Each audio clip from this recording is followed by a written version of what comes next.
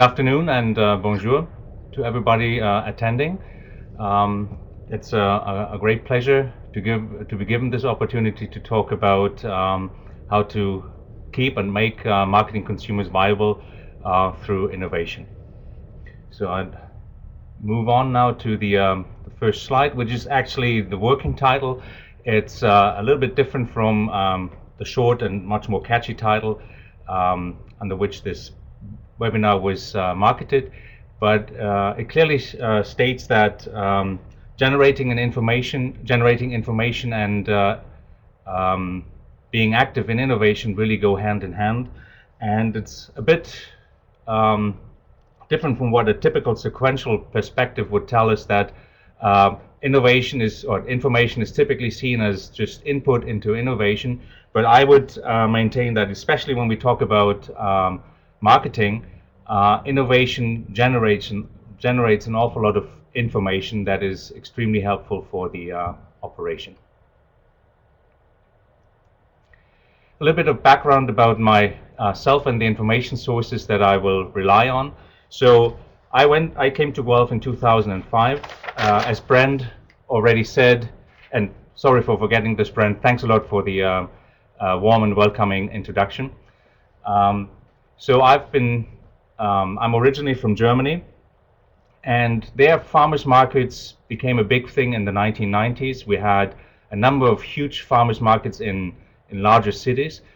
Almost all of them have disappeared by now, and that's because the food retailing industry in Germany is very competitive.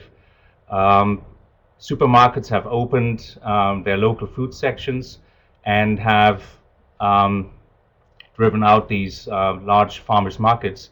And just a piece of side information, Germany is also the only place in the world where Walmart has pulled out after almost 10 years and without making any profit. So that shows you how tough the marketing situation is there.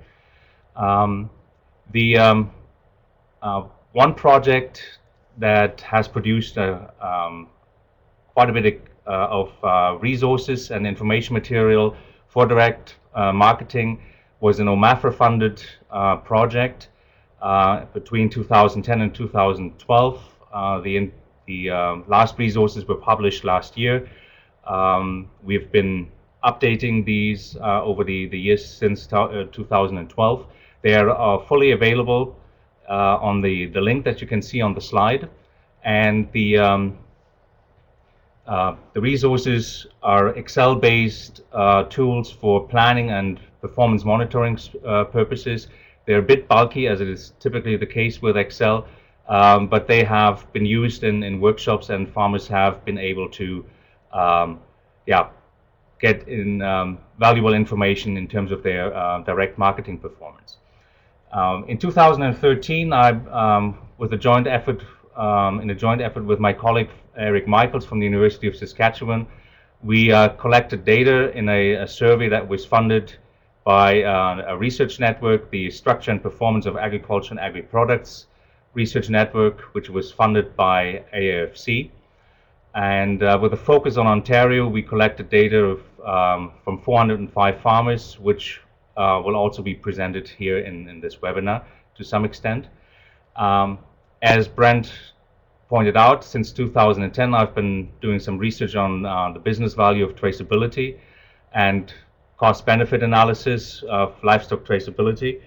My take on traceability, especially when it's done for business purposes, so not as a regulatory requirement, is that a lot of the costs, but also the benefits of traceability, when it's seen as an innovation, are not known beforehand, and sometimes the unanticipated side effects of investing in traceability prove to be much more, much stronger, much bigger than the expected benefits from traceability direct. We had one class project in which we visited a greenhouse operation tomato producer in the Leamington area here in Ontario, and with a fairly small investment of $100,000, they were able to generate a net present value of 1.5 million, which they had never anticipated before because of this unintended effect of the of this innovation in traceability. And for them, of course, that generated an awful lot of additional information of how their operation could further be improved. What I also wanted to let you know is that in 2013, I've done a study visit to Germany. I could observe the latest trends in farm direct marketing there. And what's happening is, despite this tough competition at food retail levels, a lot of farmers are now taking their produce not through farmers markets to the cities, but through farm grocery stores. So local farm grocery stores that have a unique selling proposition, connect to the local specialties, and that's probably due to the fact that driving is a lot more expensive in Germany than it is in Ontario or in Canada. So what I would like to start with is some of the challenges that you face when you do research about farm direct marketing, apart from the lack of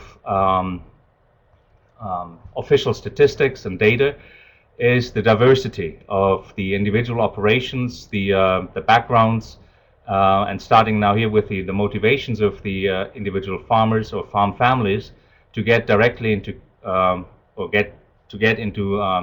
marketing directly to consumers. Based on my experience, I would differentiate or distinguish 6 motivations. The first one is to connect with community. Some simply enjoy selling direct, talking to the customers. For some, it's a lifestyle project or a retirement project. We've had cases where additional income was more or less urgently needed because of the tough situation in the main product of the farm. For example, a number of hog farms got into selling direct because of the low prices in a few years back. Some were dissatisfied with the price that they got in wholesale because they had invested in high quality products, which were not rewarded in the wholesale and commodity channels. And once again, it was to some extent it was livestock and poultry producers who then chose to start marketing directly to consumers and get a higher reward for their products. So, and then finally, there's those farmers who have a strictly business approach and see it as a business venture, and the biggest share of information about innovation I got certainly from these people, because they were seeing innovation as something that is directly at the center of their operation. It's something that's where we could say that the diversity, first of all, continues with the resources that each individual operation has at its command. So the most important, obviously, for direct marketing is the location, which has a huge impact on what can be done, but also the skills and knowledge, which often would typically go together with preferences and the experience of the operator or and the family members. They really determine what can be made out of the resources, and they also are so closely linked with innovation and risk management that it's very difficult to distinguish these from skills and knowledges in the first place. So then, of course, given these additional these skills and knowledge and innovation and risk management, performance is affected by that. And we are not going into performance in this webinar simply because we don't have enough time. We have data in the data set that would allow us to investigate that, but quite honestly, also I still have to more fully understand how innovation has been captured in the data set, how it's linked to knowledge, before I would like to investigate before we would like to going to investigate the link to performance.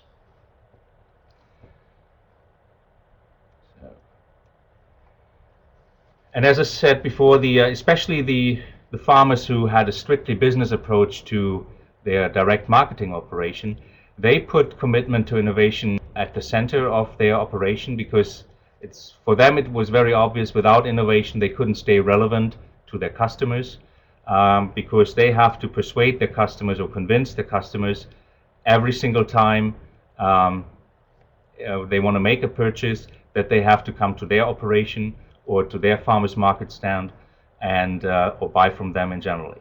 So, and one thing that's also very obvious, the information that we got from the case analysis in the OMAFRA project is very clear that innovation happens continuously. It's continuous improvement, um, and that also makes it quite difficult to investigate innovation unless you want to focus on something very specific and particular, which then makes the sample that you work with rather small in marketing, in direct marketing. Yeah, and the commitment to innovation is signaled by it's being purpose-driven.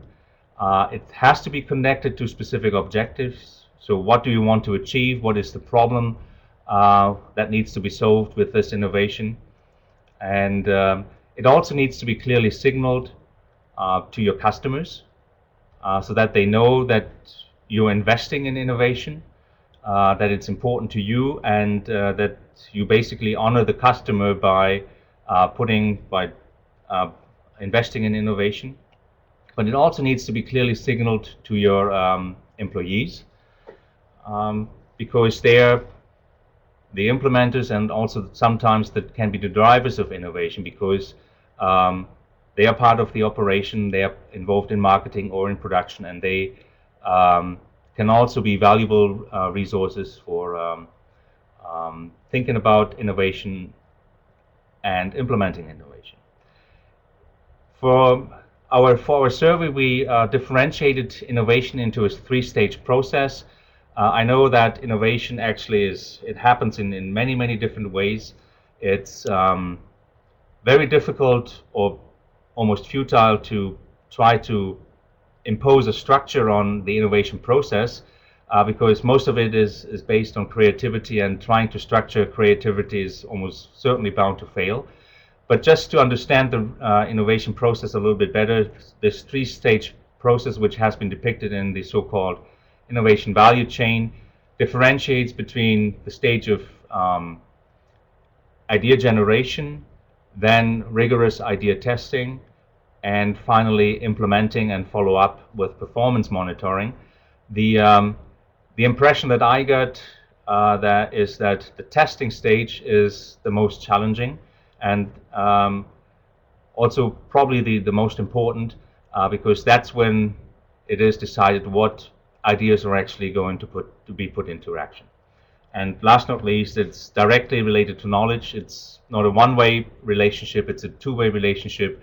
Innovation needs information and knowledge, but it also generates knowledge and better information.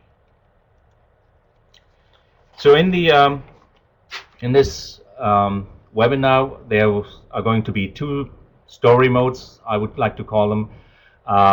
One is related to the results of the survey, or from the survey.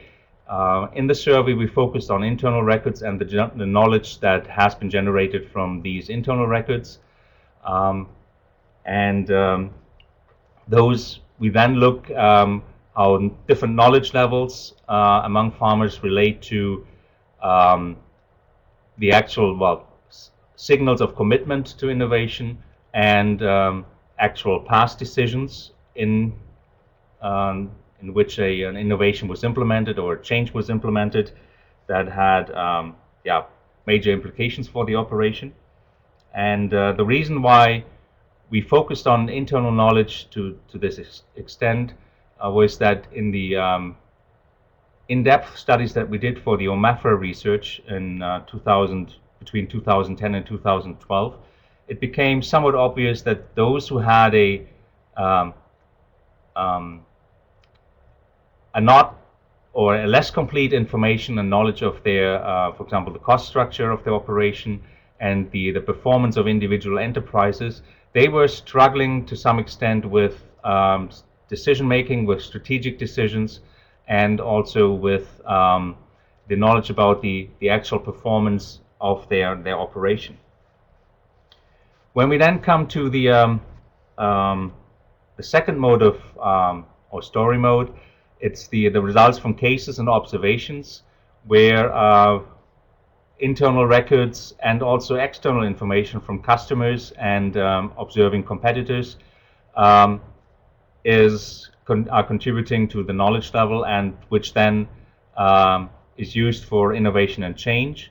But once again, I would have to say that the arrows should not be taken as indicating causality or knowledge being used in one direction only.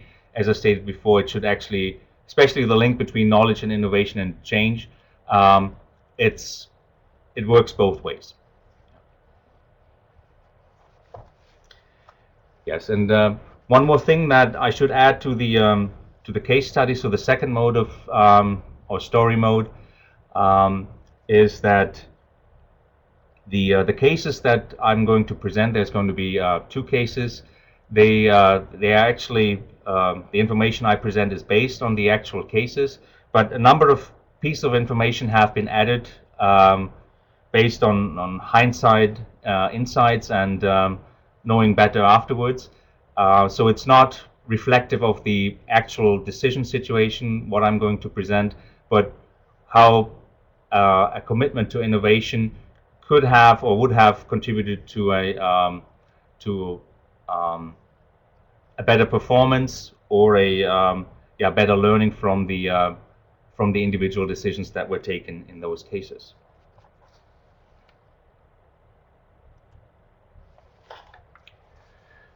So to provide a little bit of background to the survey, so it was administered online in spring 2013 through Ipsos Animal Health, a marketing research organization that is pretty well known, I guess, that has access, that has basically panels of farm operations that they can tap into to conduct these surveys. We focused on Ontario simply because we had a very limited, small budget, and if we had wanted to include information from other provinces, we would have had to focus on particular industries or commodities, and we didn't want to do that because we wanted to have as broad a picture of the situation in direct and alternative marketing or value adding as possible. So we've got 405 completed surveys or questionnaires. 387 were usable for this study. The remaining 18 were primarily horse operations, which are also in the widest sense farm operations, but they would not fit the typical farm that is producing and selling primarily food and food items. So that's why we left them out of this analysis. Of these 387, I was quite surprised to see 142 that had indicated that they were involved in direct marketing, marketing to local intermediaries like restaurants, local grocery stores, and canteens, and larger kitchens, or were involved in agritourism. So it would be events on farm. A corn maze, for example, was given as an example, and bed and breakfast places, any type of accommodation that also happens to some extent. So of these 142, 139 actually provided information about the share of these channels in the total farm sales, and we'll get to that with the next slide. And also interesting, among the basically 1/3 of the participating farmers in this survey they offered goods and services to other farms.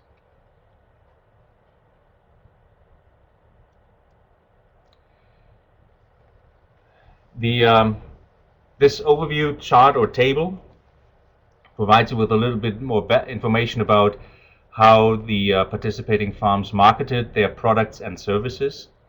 And we differentiated between 6 very basic or fundamental marketing avenues or channels. The most traditional, or the traditional wholesale or commodity marketing, was described with, for example, selling livestock to an abattoir, selling to an elevator, as the most common examples. Then farm services we had described as any type of custom work. There were custom feed, financial services. Some were even active in real estate. Then we come to the 3 channels that are reflective of the value-added activities of farmers. So direct to consumers, the local intermediaries, so restaurants in particular, and local grocery stores and specialty stores, and then agritourism. And we also had farms that were active in non-farm businesses as part of their income generation. So on the left-hand side, you see the column there differentiates between number of channels. So if we go to the first row there, it shows that of the 387 farms included in this analysis, 175 were selling exclusively to one of the 6 channels, and not surprisingly, the vast majority, 149, were focusing on wholesale commodity marketing, and 8 on farm services, and 15 selling direct to consumers. So that was 100% of their farm sales came from selling direct, and 2 sold to local intermediaries. None was solely active in agritourism. Quite typically, agritourism is linked to marketing direct to consumers, because you can create synergies between selling products and having events, and creating an experience for the consumer, so that they are more willing to buy and also become more loyal as customers. But it really speaks, when you look at this chart, it really speaks to the diversity of the operations in Ontario, and probably in the other provinces we would have a fairly similar picture, that 78, which is about 20% of the participants, were engaged in 3 or more of these marketing channels, and about 35% were active in 2 marketing channels. So that means it's more than half that are engaged in at least 2 marketing channels.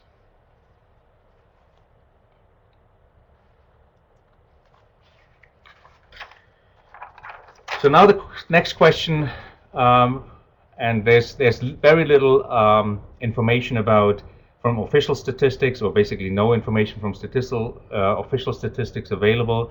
How important is value-added selling, or selling direct to consumers, or the alternative marketing routes?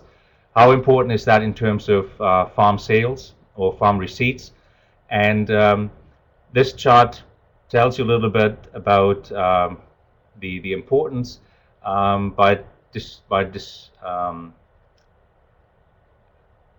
separating the full sample into 4 groups. So the bottom 25 are those that have the lowest share of the farm receipts in the total farm, of the value-added farm receipts in the total farm receipts, and they only make 5% or less of the farm receipts come from value-added activities. 50%, so that's the so-called median, generate 20% or less than that of their total farm sales from value-added activities, while the top 25% generate 78% or more of their total farm sales through value-added activity. On average, it's in this sample 38% of those who are engaged in value-added activities. And we can we also asked the participants how much they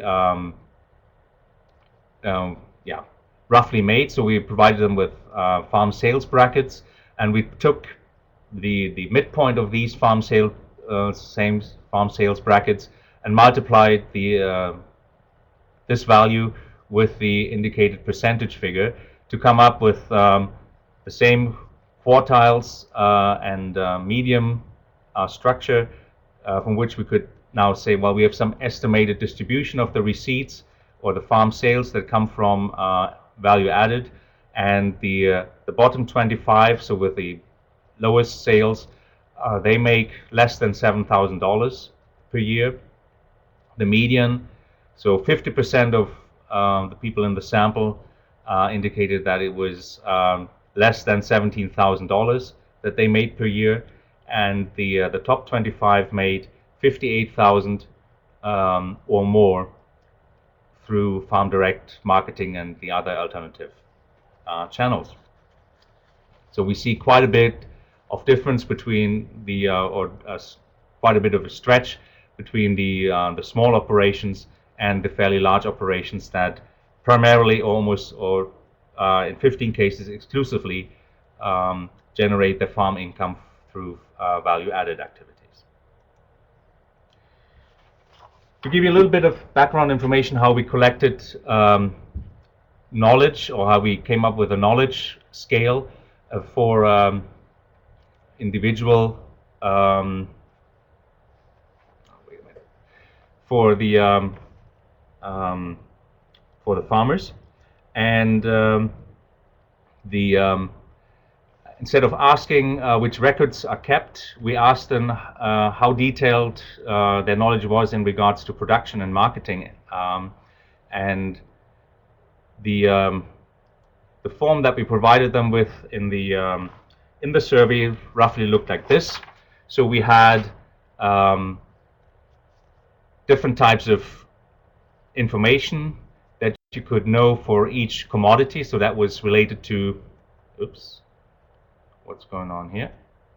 That was related to production cost, or knowledge about production. So we asked them whether they knew the gross farm sales for each commodity, most of the commodities that they produced, half of the commodities, or only all commodities in total without differentiating between, without having the information for individual commodities. So you could then click, for example, if you clicked all these in the front row, in the top row, you would have the greatest level of knowledge about the performance and the cost structure in for the commodities that you produce. We asked something very similar about the marketing channels. So wait a minute. Yeah, for the marketing channels. So basically very similar. We had sales, transport, delivery cost, cost of packaging, cost of hired labor, own time spent on selling, and for each they would have to indicate whether they knew this for each channel or for all channels in total. We also had an option if that cost item, for example, didn't apply, if they didn't have hired labor, for example, then they could then they would click this one. Yeah. So based on these forms, we were then able to construct a knowledge indicator, and so these knowledge scales were rather complicated. We broke them down into the top and bottom 50% for production and for marketing, and then combined that into a top and bottom 50% for both areas combined. We also have to say that this knowledge is correlated with size. So it's larger operations on average have a better knowledge base about production and marketing than the smaller operations. We then checked in the survey whether it made a difference whether the two groups, so the top 50% and the bottom 50% in terms of internal knowledge, whether they also differed in their commitment to innovation, whether they differed in what they did for generation, idea testing, and idea implementation. And so for idea generation, we had questions relating to the culture of generating idea, open atmospheres for discussing new ideas, and the use of external sources for idea generation. Then idea testing, we had questions relating to whether enough time was available or whether time was seen as a crucial limitation, whether there were specific goals, performance goals that had to be met for a innovation to be implemented, whether a budget was set aside for innovation every year, so as a very strong signal of commitment to innovation. And it could have been a budget, but it could have been also other ways of really being committed to innovation. And we also asked whether the riskiness of an innovation, whether that was a barrier to implementing these innovations. And then for idea implementation, the third stage, it was basically questions about time and financial constraints that would act as barriers to implementing promising ideas. So we're not going into any statistical analysis here or any data about that. The only link that we found, so it is a statistical link, you could say that, or a connection, association between internal knowledge about that was marketing and production combined. They were only linked to, or there were only differences between these two groups, so the top 50% and the bottom 50% in terms of knowledge. They were linked to the statements in idea testing, and two of which are very strong signals to commitment to innovation. And so the first one was that for each business year we have a budget for testing new ideas, and there was a link, a weak positive link, so that you could say that they're positively related with more information, internal information. It's more likely that respondents said that they actually set up a budget or some other form of commitment. And the strongest link was found for the strongest signal to rigorous testing. So we set clear performance goals for testing new ideas. If they're not met, we do not invest. So if respondents agreed with that statement very strongly, they were also more likely to have a better knowledge base. And that is, to some extent, it's a consistency check, because if you have better information internally, you can set performance goals and you can make decisions whether the innovation has stood the test and passed the test. And we also found that better internal information reduced the perceived riskiness of innovation. So here, that's, I think, is an important factor, that we could say, well, with continuous innovation or better knowledge, one could also reduce the risk of investing. Probably also link that continuous innovation and better generates better information, and it doesn't require large-scale innovation that is risky, for which less information would be available.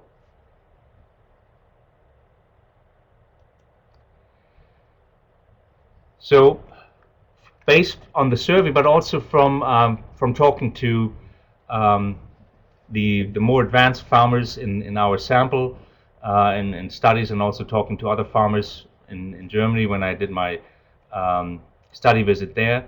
So the commitment to innovation is signaled by setting aside a budget, and it's not only the budget in terms of money, but it's also the time, and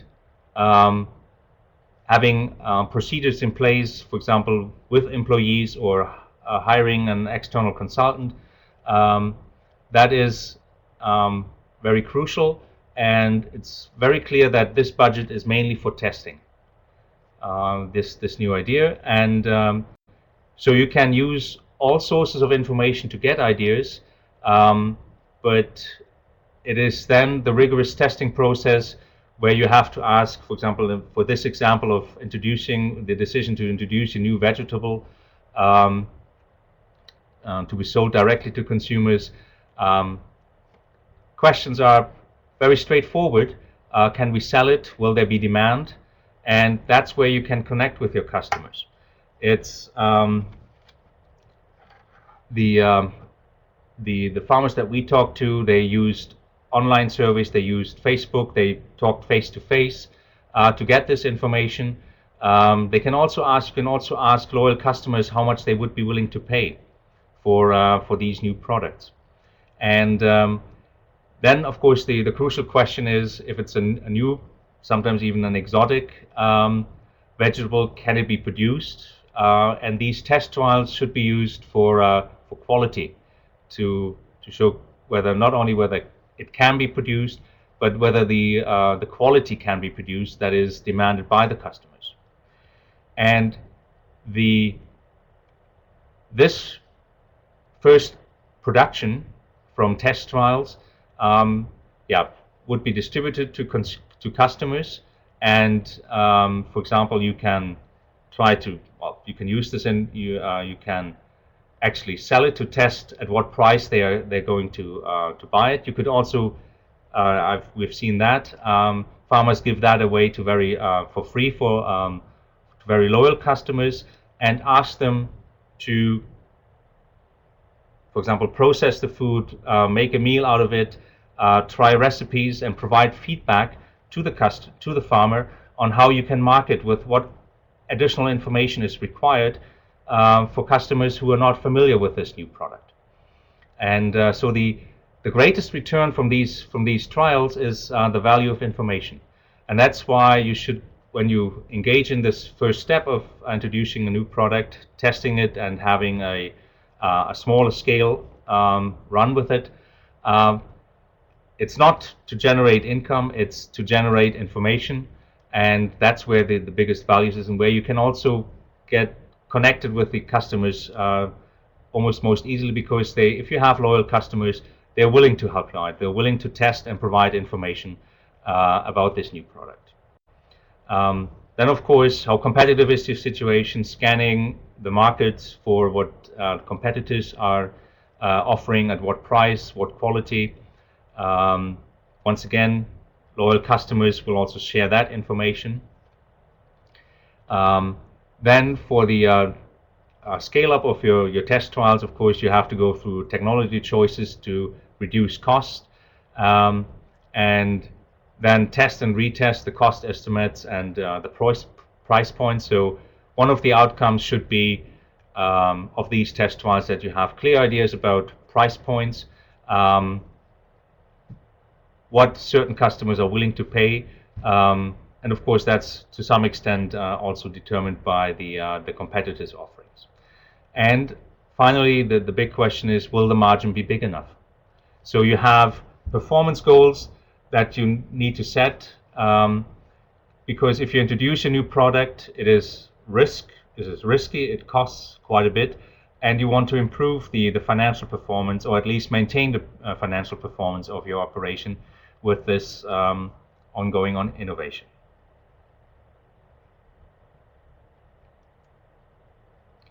So just a sip of water.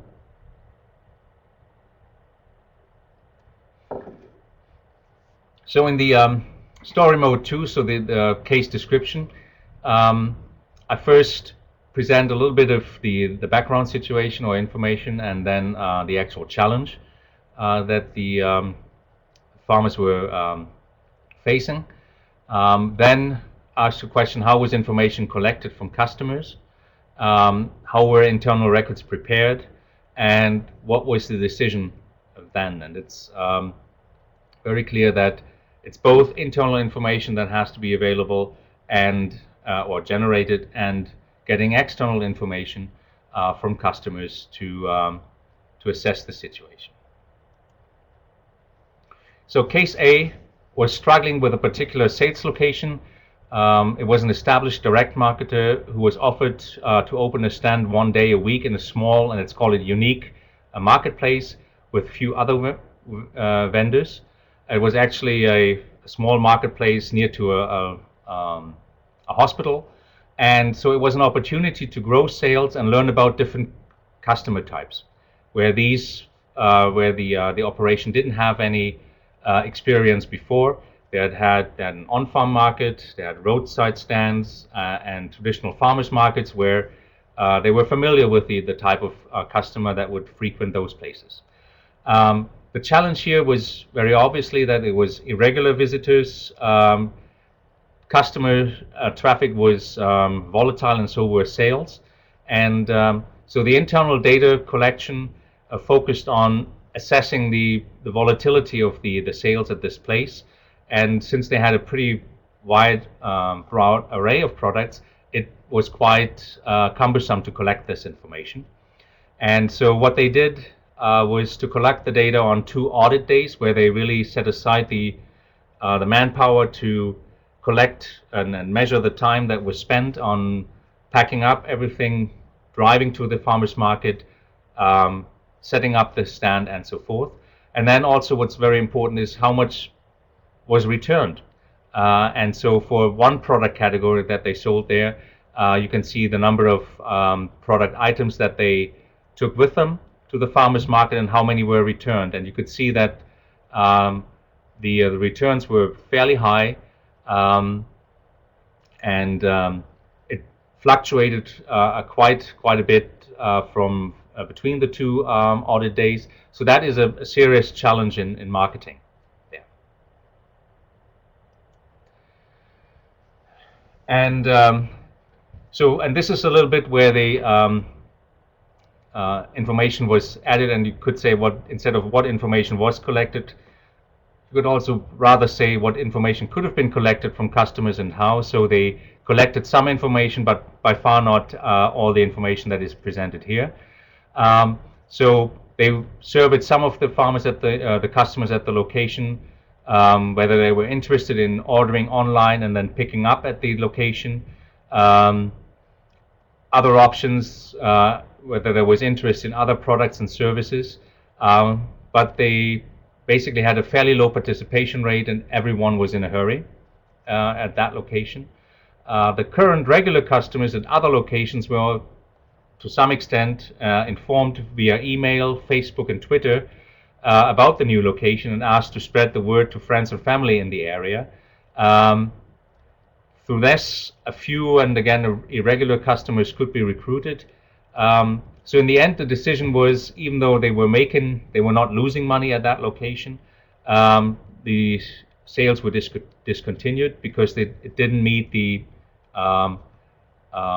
financial performance goal. And so with this, they could free up resources to focus on other priorities. They have learned about this very different type of customer. They also learned about a possible shortcut in terms of assessing the performance of going to farmers markets or having a roadside stand, that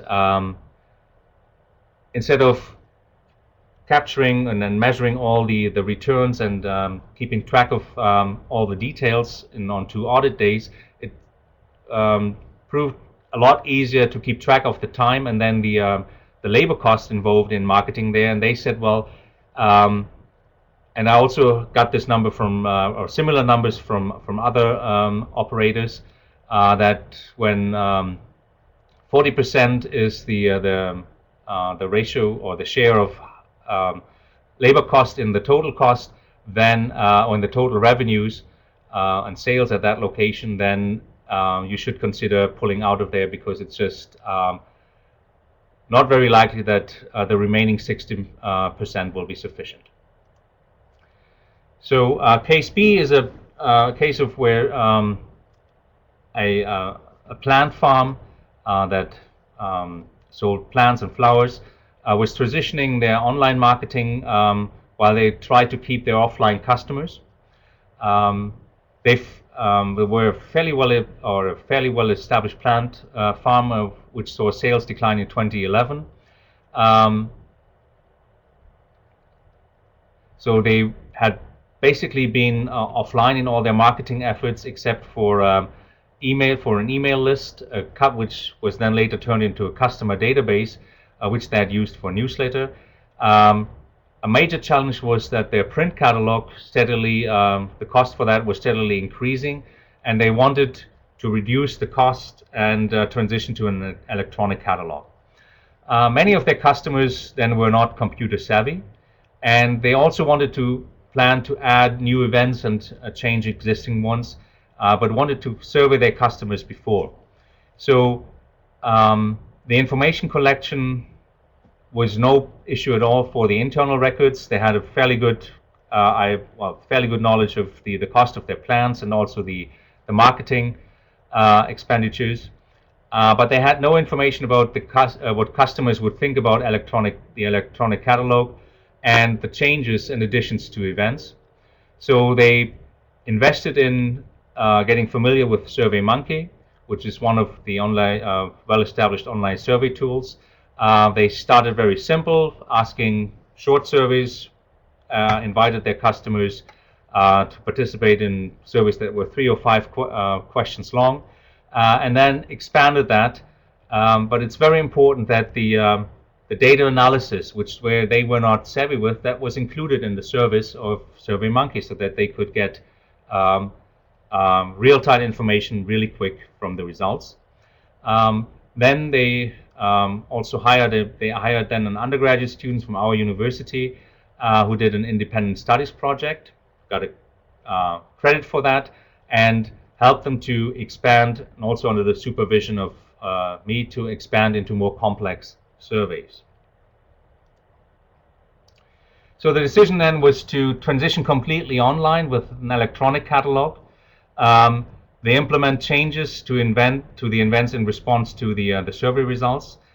They have now become much more online savvy or tech savvy, have added a blog and a presence on Facebook, and they also managed to transition most of their previous online customers to the online catalog and the new website, and that, of course, could only be generated or could only be achieved by talking to them through the phone. But they really got them to move online too. So their conclusion then, and that's how they had built their brand offline in the years before, that also worked online. So they said, build your own brand, not someone else's. Your own show is the best show.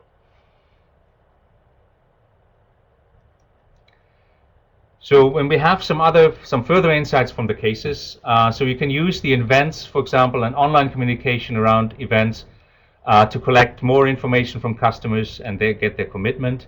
For example, talking to customers on events provides you with information, but you can also, for example, if you want to open a CSA, get their commitment by having them sign the registration for the CSA and make them pay on the day of the event. Because you're providing good quality and high quality service, they will not regret this. Then you can use the customer segmentation for risk management.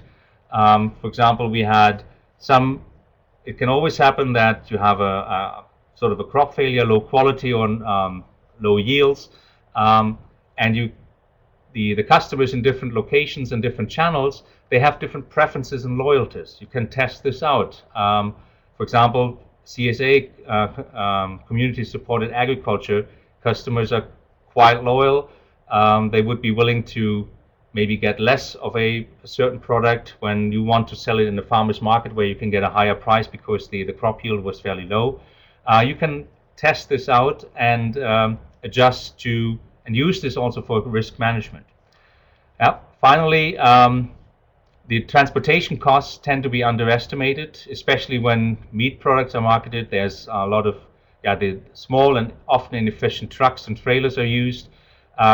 Empty hauls cannot always be avoided. And one risk is always there when farm direct marketing or value added is only a fairly small share of the overall operation, that transportation and fuel costs is simply put under the overall operation and not allocated to where it's actually been produced.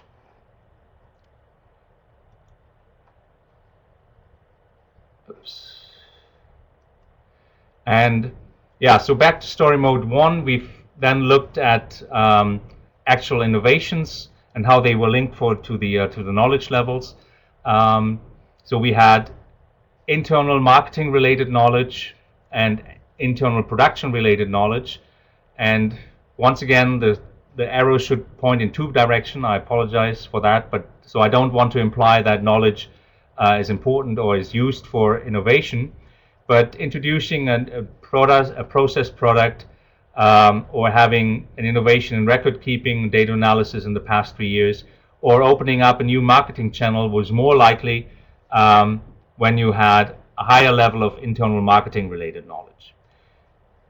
Relative to that, internal production related knowledge, if the participants had higher knowledge levels there, they were more likely to introduce crop type variety and new performance monitoring methods. So could be related that performance monitoring of cost of production is, for example, more important because the cost of production has a higher share in the total cost than the marketing cost in most cases.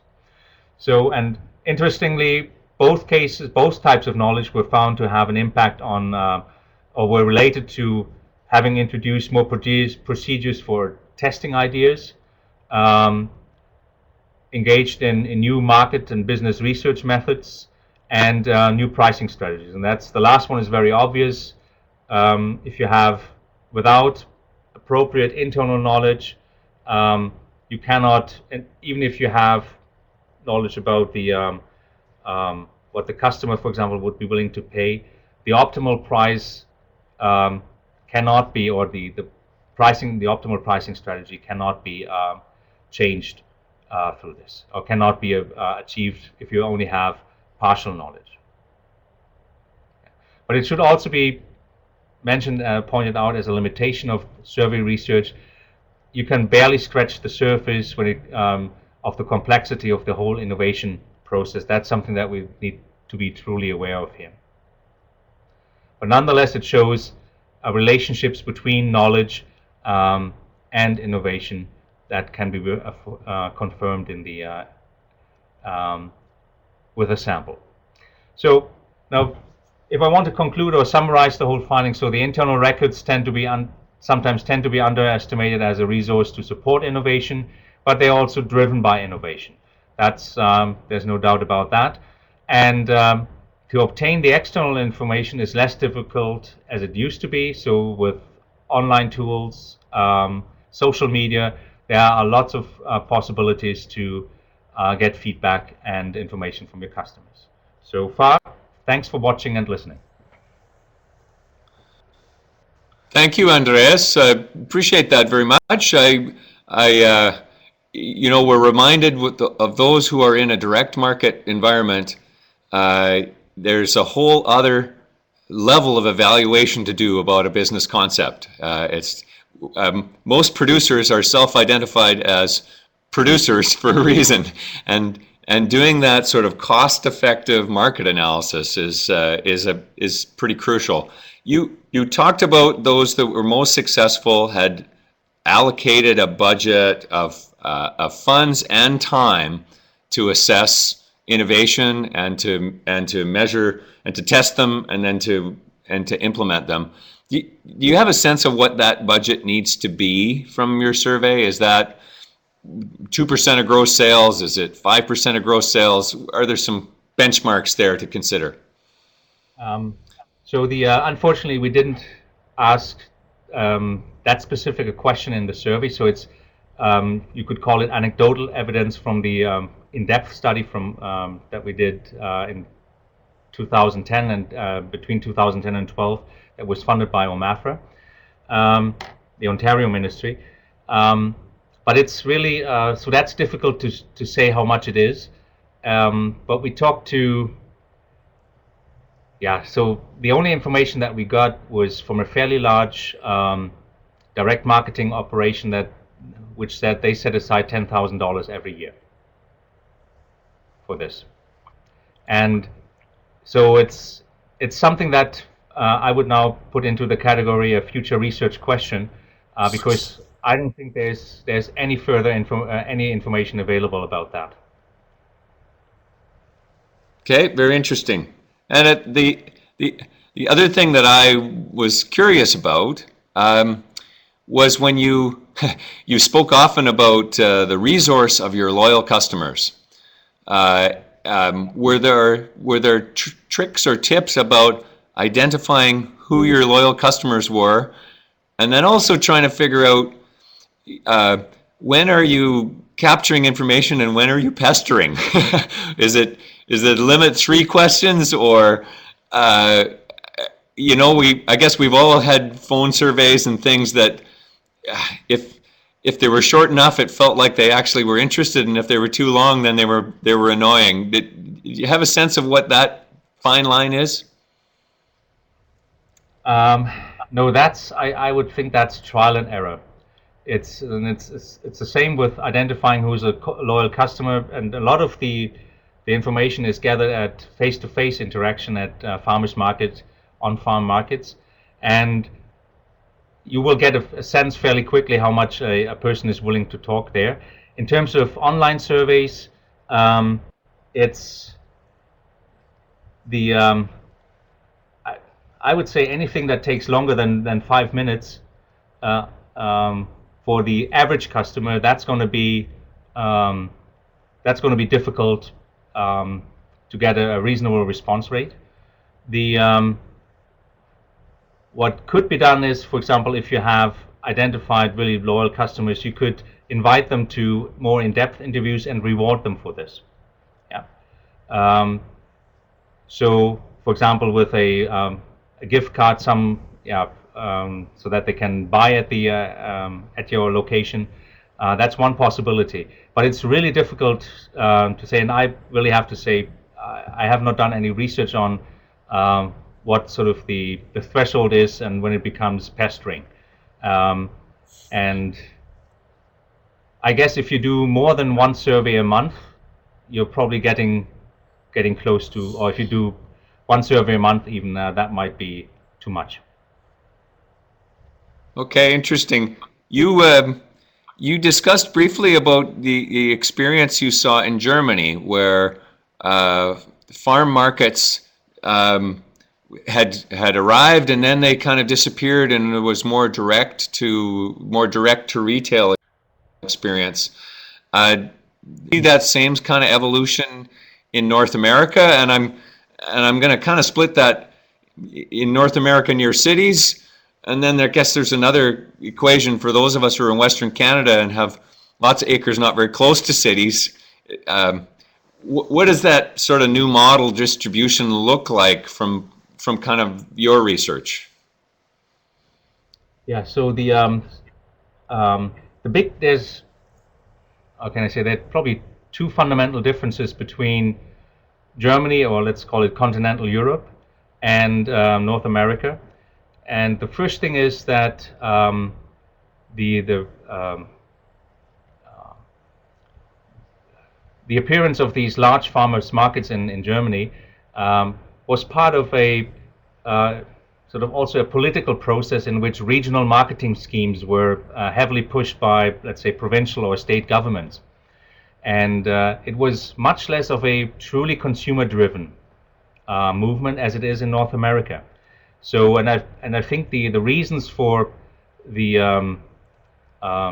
for buying local, it's a much stronger movement in North America because there was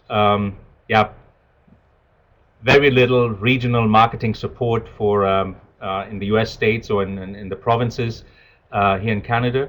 And so it's really become a very strong consumer movement, and that might and will also shape the preferences of where things are being bought. And the other big, so it's, how can you say that?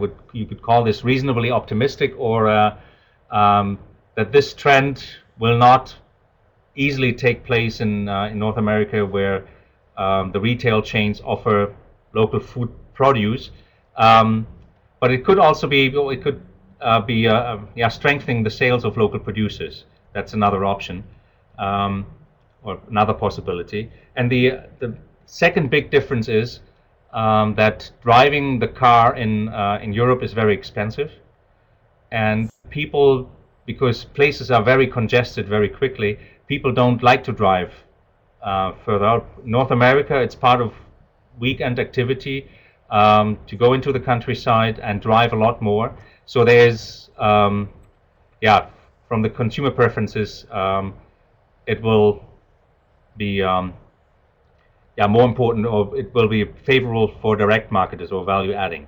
The last question that you asked about the location, that's a